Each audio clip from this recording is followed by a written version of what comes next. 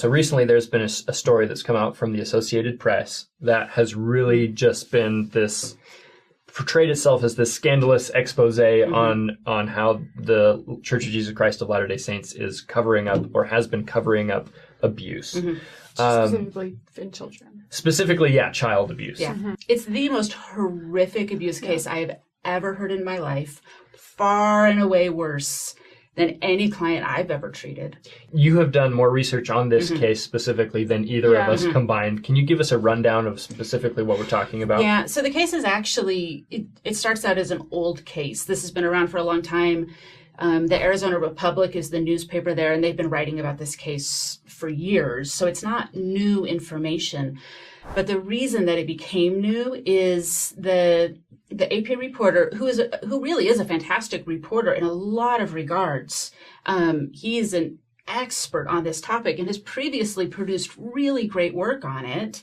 So someone gives him some sealed documents in a separate case. These are the 1,200 documents that are referred to in that AP article.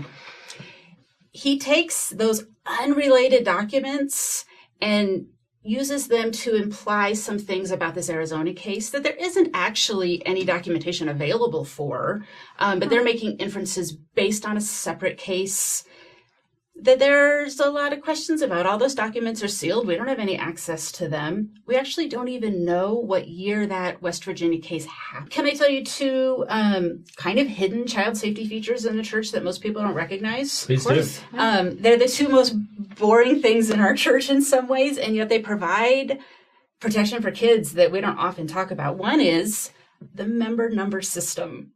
Like, is that the most boring thing in the world? Member number Like system? how many members there are? Every member has member gets a number. Oh yeah, you have like your little ID. Your little ID. number. Oh yeah, Get baptized? Yeah. So your barcode. Your barcode, right? So bishops and other leaders can make notations on your record if you have proven yourself to be unsafe around children or vulnerable people. That number follows you.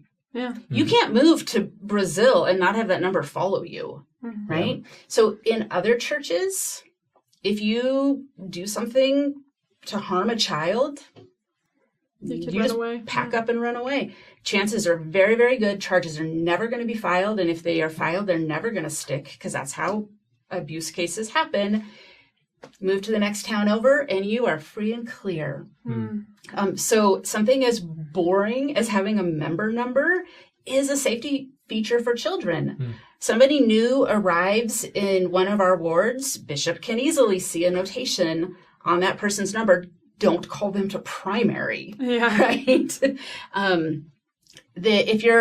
If you follow the news at all, back in May, the Southern Baptists were in the news for their sexual abuse scandal. 5 years ago, advocates from kind of the abuse community were trying to pressure the Southern Baptists to create a member number system modeled on ours.